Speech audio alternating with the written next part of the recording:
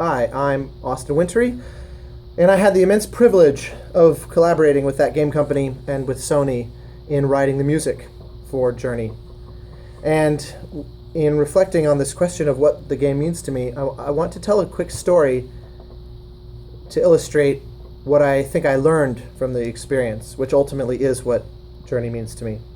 I never expected the outcome of the game to be what it was in terms of the response. I didn't really know what to expect, honestly. I didn't know if people were going to react at all. And the fact that not only did the game get the reception that it did, but the score specifically is something that 3 years later still remains completely surreal to me.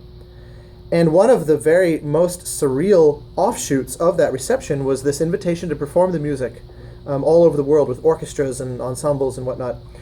And one particular instance of that stands out, which was that I was invited to go be part of a video games live show in Brazil a couple of years ago. And in the event, the sort of meet and greet that we do after the show, I was approached by a young girl who asked me to sign her copy of the book, The Art of Journey, Matt Nava's book of the artwork and the concept art and all of that. And I hadn't even seen the book yet. It hadn't been released. And so I was completely shocked to see someone standing there with it. I knew about it, but I hadn't actually held a copy myself. And so I opened it up to sign it, and on the first page, Genova Chen, creative director from that game company, and Matt Nava, the art director, had both already signed her copy of the book. And I immediately thought, okay, so not only do you have a kind of advanced copy here, but it's signed. So you're someone special. Who are you? And at that point, she turns to the back of the book and shows me this page. And I had no idea until that moment that they were publishing fan art from the book. And this was her art that they had chosen to publish. And so she got an advanced copy as a result. And I was so amazed by that. I thought that was the coolest thing ever, that here I am in the complete other side of the world from where I live, and I'm meeting somebody who has made published art in response to the thing that we made. I just thought, what a beautiful circle this is. And just as I'm dealing with reacting to my amazement, she pulls out of her pocket this little journeyer, companion, however you want to call him, the traveler, whatever the name, that she had made as kind of a Christmas tree ornament, and it's felt and it's beautiful, and I was speechless.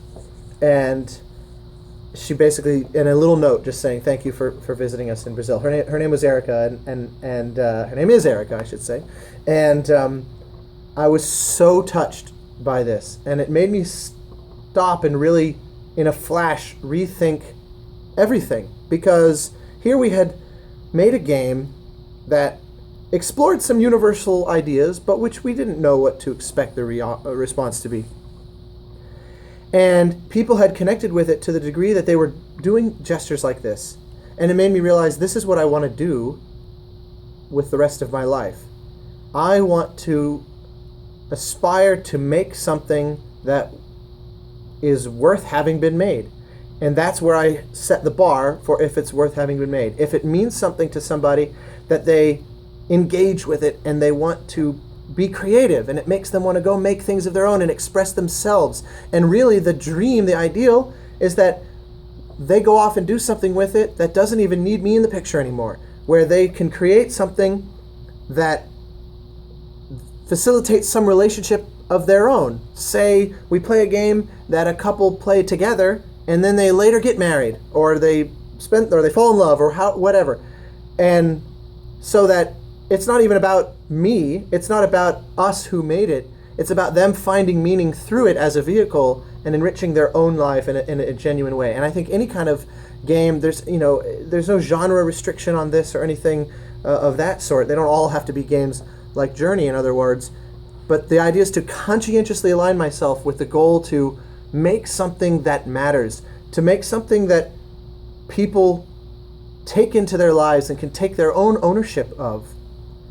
And when I realized that that's what I want to do, it completely changed how I write music, how I think about the kinds of ways that I approach the games that I do, and the films that I do, and the concert projects that I do, etc., etc. And I would never have had that experience without working on Journey. And so I will be truly for the rest of my life, grateful to that game company, to Sony, and to the people who played it and to listened, because that's a very personal thing for someone to allow you into their life by playing a game you make or by listening to music that you write. That's not something I take lightly for even one person to do. And so to be able to witness a reflection back of what they've done with that experience, that rewrote me. That totally, on a DNA level, altered my sense of purpose. So what Journey means to me is the gratitude for that realization. I'll never be the same.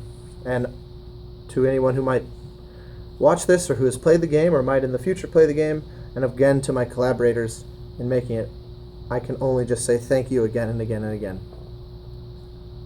One more for good measure. Thank you very much.